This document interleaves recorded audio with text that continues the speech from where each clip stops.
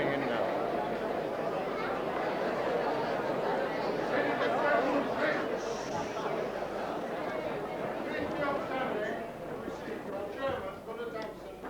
Accompanied by the Right Worshipful, the Lord Mayor and Lady Mayoress, Councillor and Mrs. Smith-Midgley, and other distinguished guests.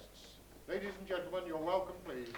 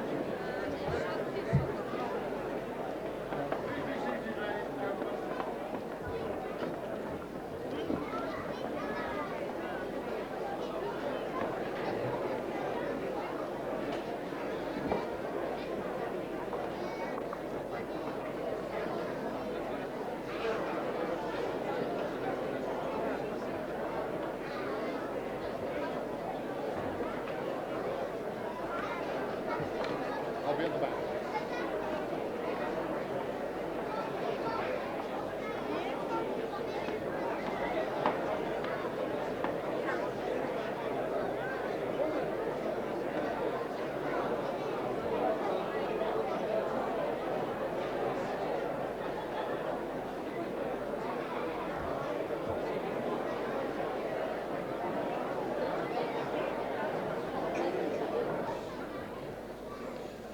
Your Worshipful, the Lord Mayor of Bradford, Lady Mayoress, Members of Parliament, Reverend Ministers and Fathers, distinguished guests, ladies and gentlemen. We are now at the end of our Captive Nations Week's events. I look back with gratitude and want to thank Bradford Town Hall and the Bradford institutions for the support we have had. I want to live to see the day when from Belarus, Estonia, Hungary, Latvia, Lithuania and Ukraine, when they will be part of free European community of nations. When one can truly freely travel from London to Minsk or Kiev or to the Urals. When on the way to these places one passes also through a free East Germany, Poland and Czechoslovakia. And would it not be nice if we could this very year visit Kiev in Ukraine for the millennium? Is it just a dream or is it a possibility? I believe that it is not only a possibility, but I think it will happen one day. And looking at the recent events in the USSR, that day may be nearer than many of us think. Can we do anything to influence these events? We may not be able to bring the day nearer, but we can certainly assist in determining the quality of these freedoms when they come. Public opinions within and outside the USSR do matter, and at the crucial time will play a major part in shaping the political and social face and order of Eastern Europe. In this, ladies and gentlemen, we can and will play our part. The present fermenting process in the USSR, from Azerbaijan and Afghanistan to the Baltic in the north, may well split up the Russian colonial empire. We should ensure that true freedom follows in its wake. it now gives me great pleasure to ask for the chairman of the European Freedom Council United Kingdom branch and former Member of Parliament for Cardiff, as well as Euro Member of Parliament, Mr. Stefan Terlecki, to address us. Mr. Terlecki.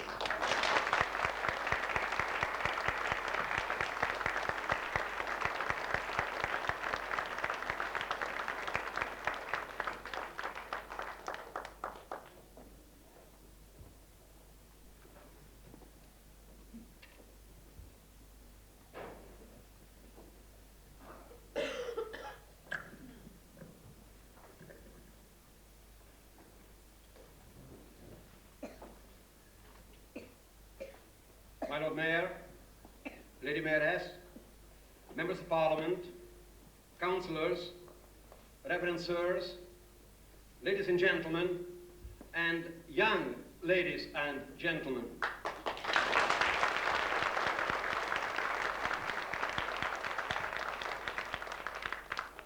It is always an honor for me to be with people like yourselves, and if I may be privileged to call you my friends who understand the value of freedom.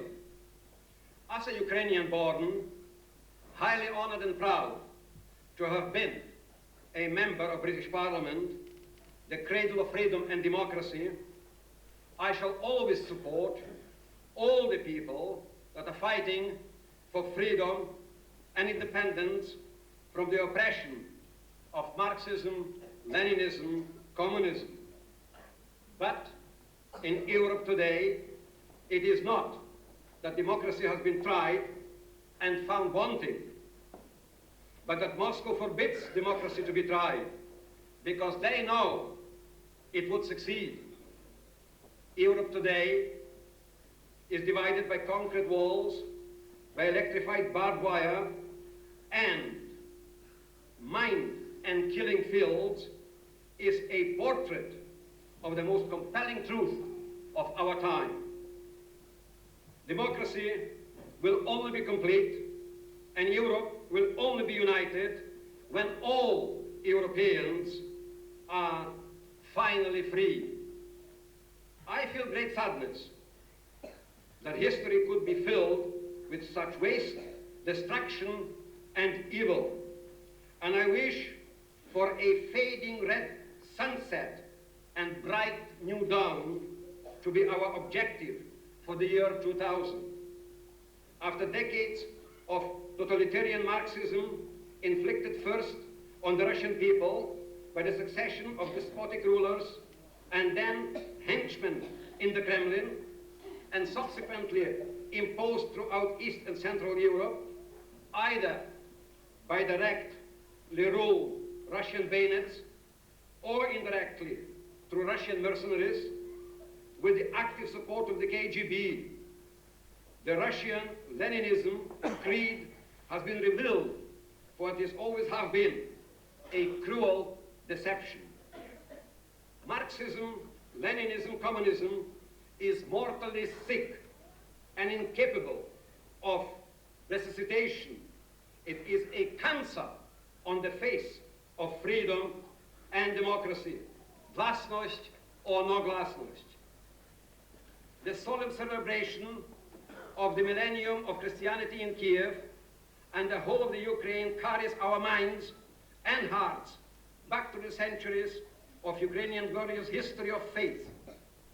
Everyone should realize that it is of its supreme importance to understand, venerate, preserve and foster a rich liturgical and spiritual heritage of the Eastern churches in order to faithfully preserve the fullness of Christian traditions and to bring about reconciliation between East and Western Christianity.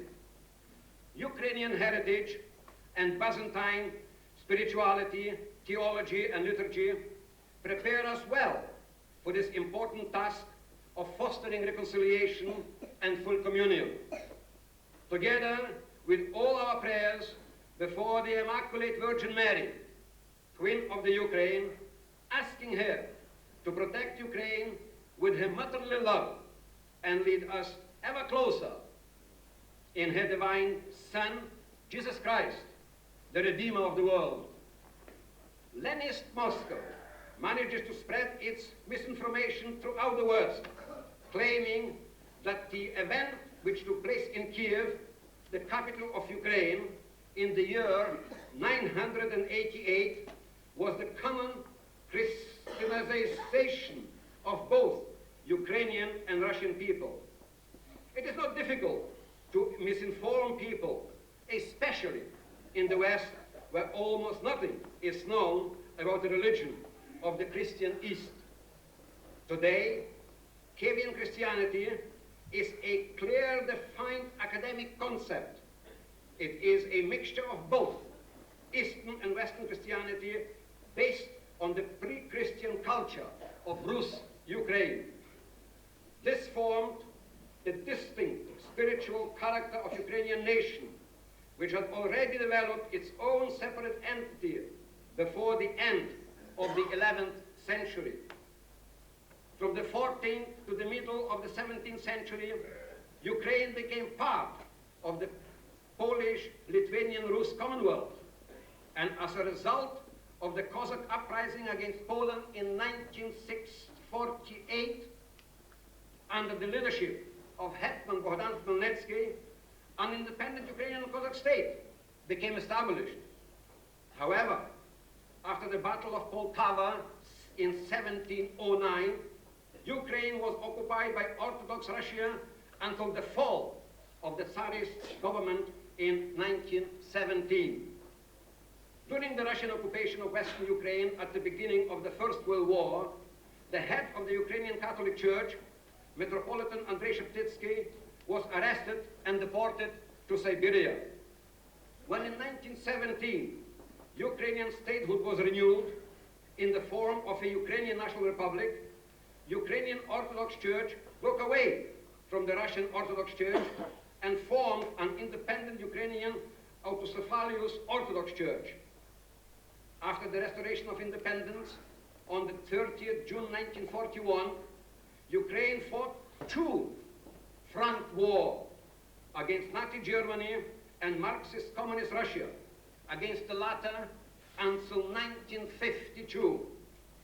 Between 1945 and 1950, losses during 5 years only of the Ukrainian Catholics in Europe under the godless communist regime, when 18 bishops were arrested, 12 of them liquidated, 6,749 Ukrainian priests murdered, deported, or forbidden to perform their priestly pastoral duties.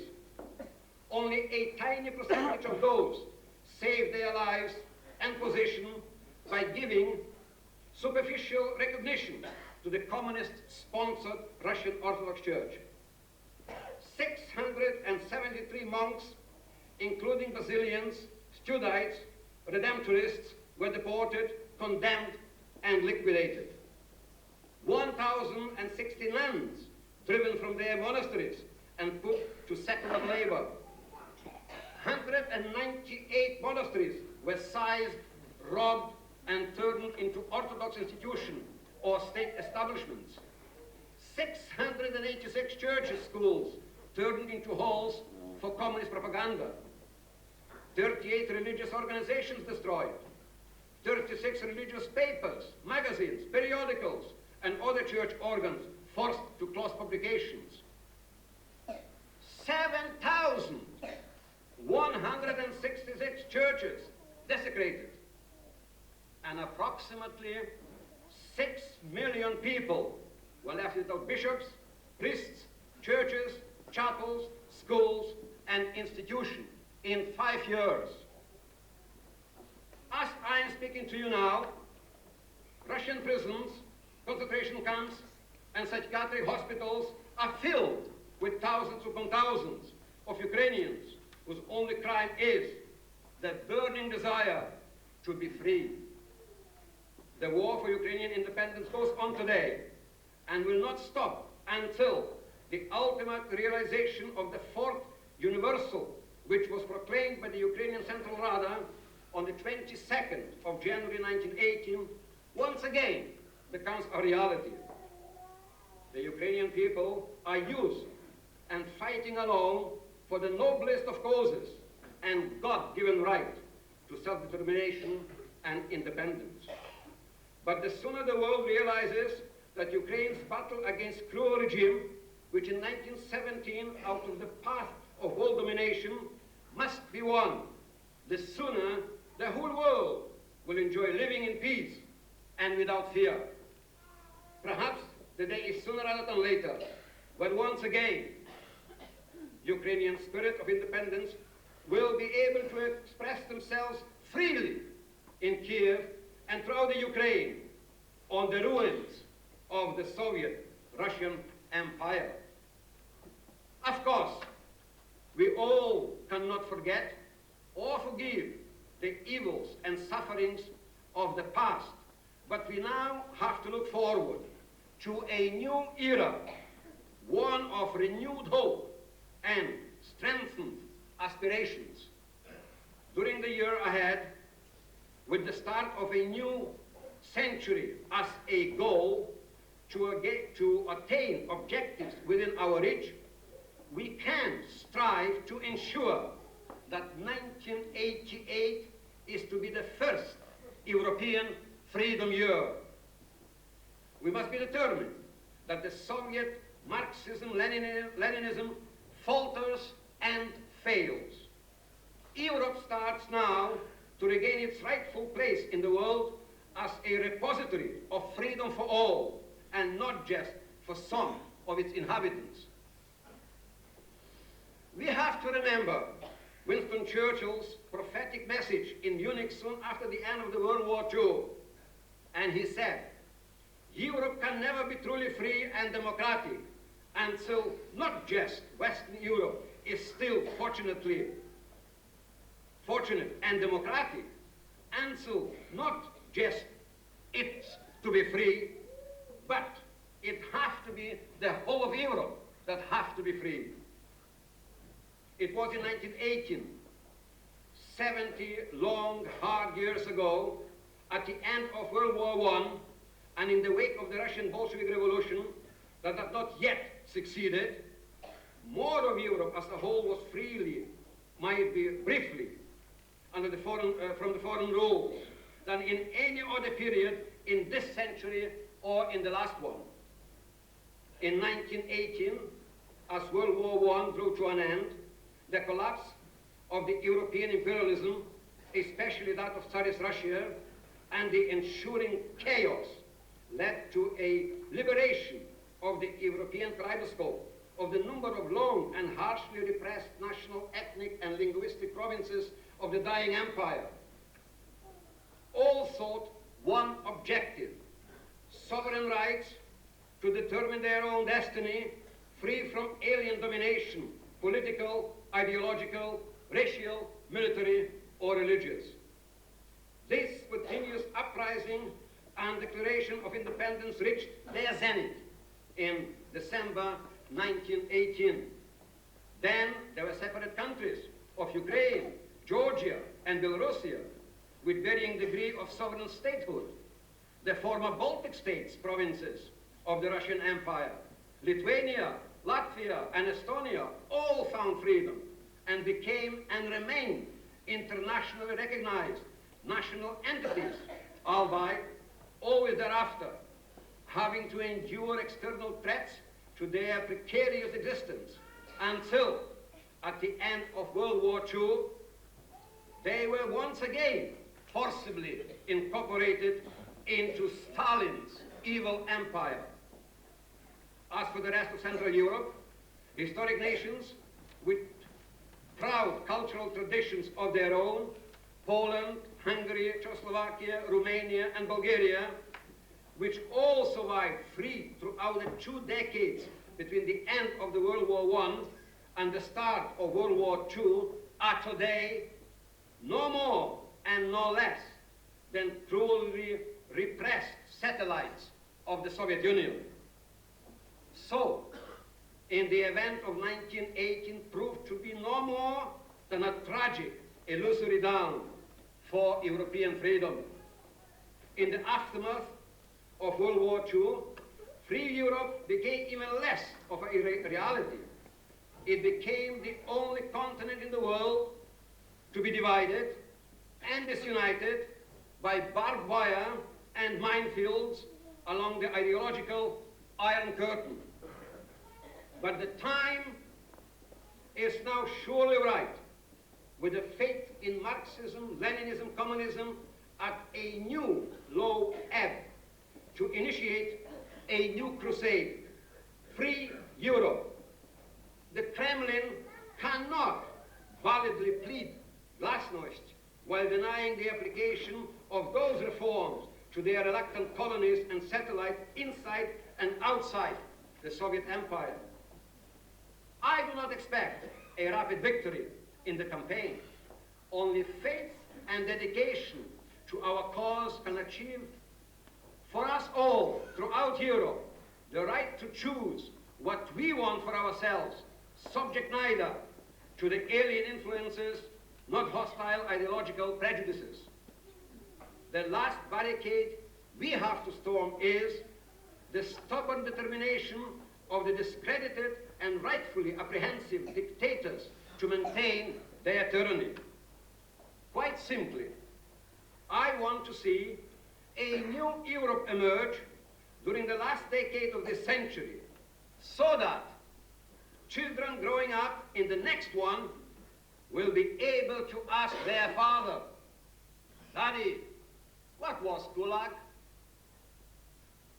The surrender of Eastern Europe to Soviet Russia and communist rule began when Yalta was an act of power, but emphatically not an act of justice. It was a resounding victory for the Russians and the corresponding defeat for the Western powers when it allowed the Soviet Union hegemony over Estonia, Latvia, Lithuania, Poland, Czechoslovakia, Hungary, Romania, Bulgaria, and the peoples of Yugoslavia and Ukraine. It was a violation of the national rights of those nations which were subjugated under Soviet and communist rule after the World War II, without being allowed to voice their opinion and submit their case. However, before had the fate of so many nations been decided in a few days without consulting those nations. Western leaders believed the promise of Stalin at Yalta, just as Chamberlain had believed those of Hitler at Munich. That is why some politicians are hoping against reasons that in exchange of an attractive economic or military deal, the Kremlin might agree to withdraw its armed forces beyond the Soviet frontiers and allow full independence to the satellite countries and the Baltic states. Just let us look and examine the Helsinki Agreement, which was signed on the 1st of August 1975. Basket 1, Principle 8, states as follows. The participating states will respect the equal rights of peoples and their rights to self-determination, acting at all times in conformity with the purposes and principles of the Charter of the United Nations and within the relevant norms of international law, including those relating to territorial integrity and states. By virtue of the principle of equal rights and self-determination of peoples always have the right, in full freedom, to determine when and as they wish their internal and external political status without external interference, and the purpose as they wish their political, economical, social, and cultural developments. It is an irony that some Western politicians who do not like the idea of the non-Russian people asserting one day their right to self-determination are acting actually in violating of the very principles embodied in the international agreements, which they quote in order to justify the right of freedom of the nations of Eastern Europe. In the case of the Ukraine and Belarusia, we are dealing with two full member states of the United Nations, who once and for all were admitted in 1945 with equal rights to other member states of the United Nations. In terms of international law, their identity as a national state established beyond doubt.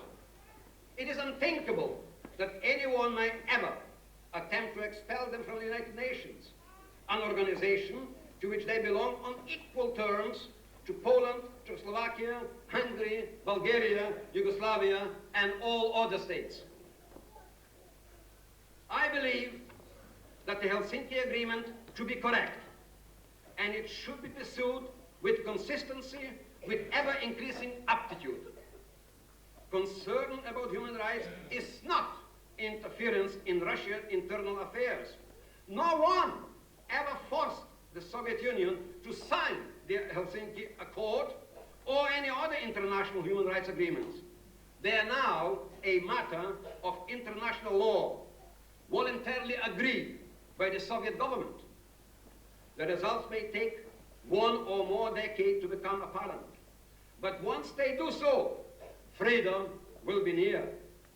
Then glasnost and perestroika will become the true meaning of the words, and Mr. Gorbachev would have achieved his objectives if glasnost and perestroika is to have any meaning at all in Soviet Union. Mr. Gorbachev speaks nothing about human rights, about the Helsinki Accord, about the slave labor camps, psychiatric hospitals. Why? Why does he not? Is he afraid? Is he ashamed to speak about it and to tell the world the truth?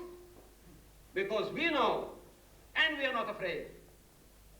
Mr. Gorbachev speaks of nuclear disarmament, and of course, it is very welcome indeed. We must destroy them before it destroys us. But just remember this, that there are still hundreds of thousands of Russian troops on non-Russian soil. 300,000 in Poland, 85,000 in the deep Bohemian forests, 350,000 in East Germany, 120,000 with 3,000 tanks in the Carpathian area of Ukraine. There are still Russian nuclear rockets on non-Russian soil, 100,000 Russian troops in Czechoslovakia, and 65,000 troops in Hungary. I ask you, is that for the defense of Mother Russia? Or is it to be kept the non-Russian people in chains under the Marxism, Leninism, slavery? The people in the satellite states and Soviet Russia ask for freedom, freedom of travel, freedom of all religions, freedom of speech, freedom to have trade unions, freedom for solidarność, freedom of the press, freedom of industrial and agricultural sector, freedom to choose who shall govern their country. When that happens, and only then, will Mr. Gorbachev be given the vote of confidence, but not before. We in the West stand for freedom throughout the world. That is why so many people are coming here. You don't hear about masses of people immigrating from the West to Mongolia, or Cuba, or Poland, or Ukraine, Baltic states, Czechoslovakia, Hungary, Bulgaria, or jumping over the wall to get into East Germany, or asking Russia for refuge. It is not mere coincidence that the Polish, Ukrainian, Latvian, Lithuanian, Estonian, Hungarian, Czechoslovakian, Bulgarian, Georgian, and Belarusian people here in the United Kingdom drink from the same well for freedom, hold dear the same Christian values, and respect the simple virtues of honesty and hard work. These heartfelt convictions have kept the spirit of freedom burning in their hearts, especially during the time of great adversity. Pope John Paul II said, freedom is given to man by God as a measure of his dignity. As children of God, we cannot be slaves, and he is right. I know you feel as I do that we are truly blessed in this time of great need to have a spiritual leader like John Paul II. And it is fitting that we and all free people take special care to remember these occasions and of those who fought for freedom, of those who put their lives on the line for human liberty. I can think of no one who should be prouder than those who can say, I fought for my country, I fought for freedom. Remember the young men and women who died in those dark days fighting for freedom. All is gone for them forever. Never to feel the warmth of life's sunshine and promise.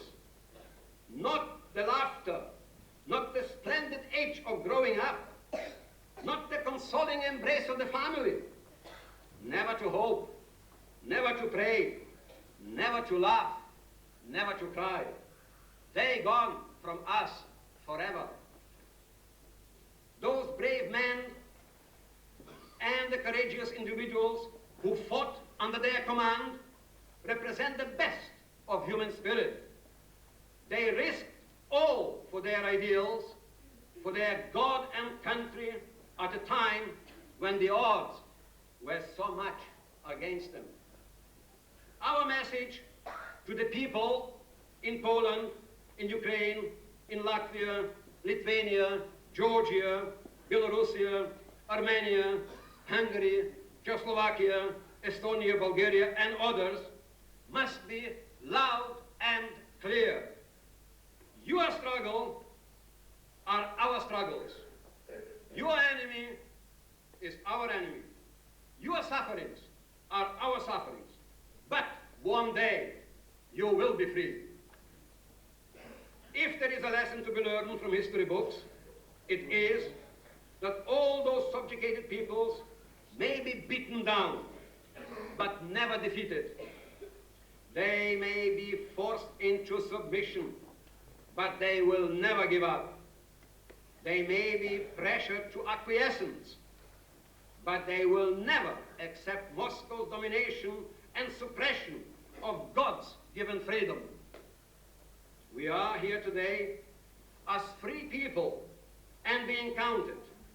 We are proud of our way of life, and we are confident that freedom will prevail because it works and because it is right.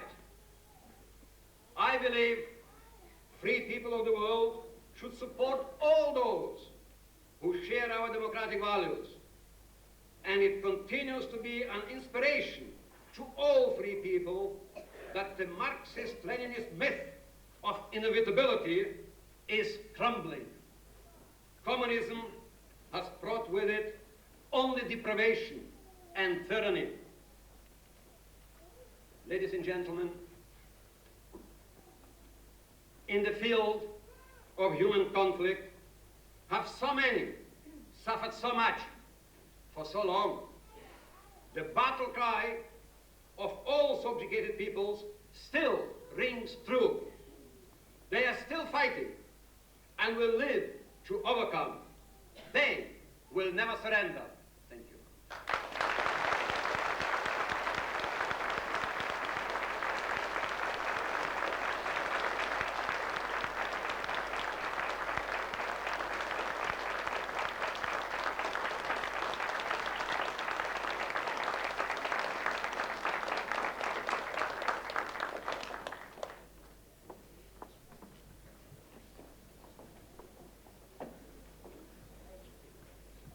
Thank you, Mr. Stefan Terlecki, for a very, very powerful address.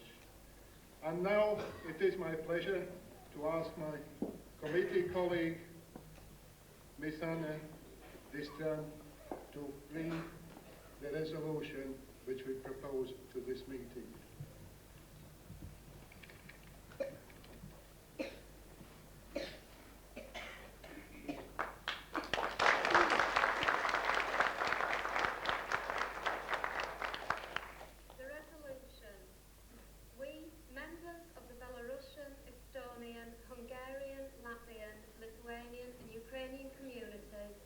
With more than passing interest watching the events and developments in the USSR. We see Gorbachev's efforts in glasnost and perestroika opening up the Soviet Union, allowing outsiders an insight into the life and processes regulating it through the media of television, radio and press. We see his seeking a way to create a climate for enterprise and gradual prosperity for the population of the USSR. It does not, however, work by a decree, nor by application of force. The Soviet regime has 70 years' experience to this effect. He can succeed only if the peoples of the USSR can trust his leadership and that of those he will have in government with him. Therefore, their actions must be based on truth and redress the wrongs and injustices of the past. It also follows that the opinions held within and outside the Soviet Union will become more important in determining the course of the new openness. With this in mind, we ask for the following urgent action by Her Majesty's Government and all the delegations to the UN and other international forums. 1. To demand and insist that the Soviet government dismantle the Berlin Wall, the wall of death and shame. 2. To insist that a full amnesty takes place in the Soviet Union for all political prisoners and prisoners of conscience, that they all be released completely vindicated and not further persecuted. 3. To request that the truth is published about the millennium of Christianity being a Ukrainian church commemoration of 1,000 years of its foundation and not a Russian festivity. 4. To request that Gorbachev immediately grants all religious orders the freedom to practice their faith, including the religious instruction to children in the USSR. 5. To demand that a true history is written about the communist rise to power in Russia and the acquisition of non-Russian republics in the USSR, including the publication of the secret addendums of the Molotov-Ribbentrop Agreement of 23rd of August 1939, which committed the Baltic states to the Russians. 6. To demand that minority nations in the USSR be allowed to use their language freely in their ethnic territories and that theirs should be the official language there. 7. To insist that there should be complete freedom for the exchange of information, printed works and travel to and from the USSR.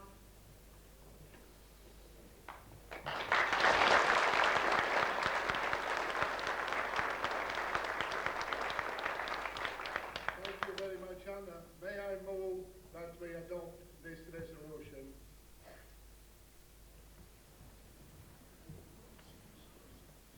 Anybody against?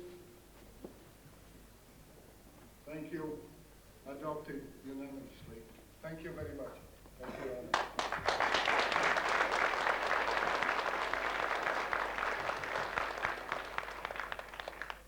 We have come to the exciting part. And I'll ask my committee colleague, Ms. Lesha Vasiluk, to join me because she'll have the job of comparing our concept. Is Lesha somewhere in the vicinity?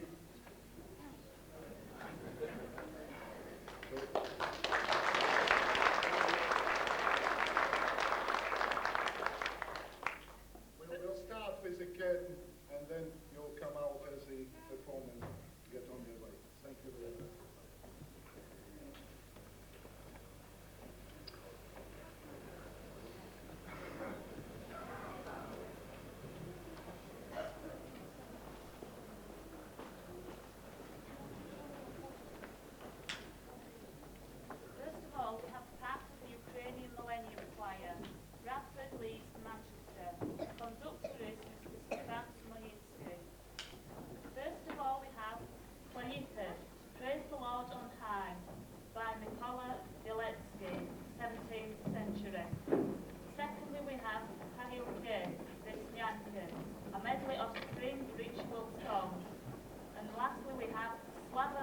narodnej, glory be to the Father, only begotten Son, Mikhailo Berbitsky, 19th century.